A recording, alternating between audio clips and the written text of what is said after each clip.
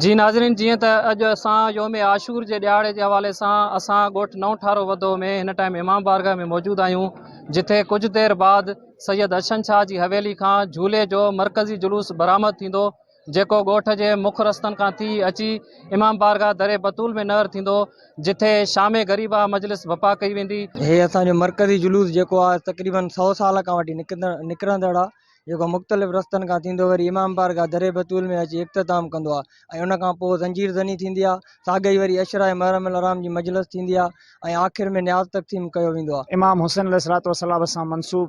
उन्हनि जी औलाद, उन्हनि जी आबा, उन्हनि जी अजदा सभु शुहदा करबला जे गम जे सिलसिले में मोमिननि जो अक़ीदत ऐं एहतराम सां असां ही मातम ऐं जुलूस आज़ादारी बर्पा कंदा आहियूं। जी नाज़रीन, जीअं त तव्हां हिते अंजुमन जे नौजवाननि जूं ॻाल्हियूं ॿुधियूं, हुननि जो इहो ई चवणु आहे त हीउ सदियुनि खां पुराणो जेको झूले जो जुलूस उहो बरामद थींदो, जेको इमाम बारगाह दरे बतूल में नहर थींदो,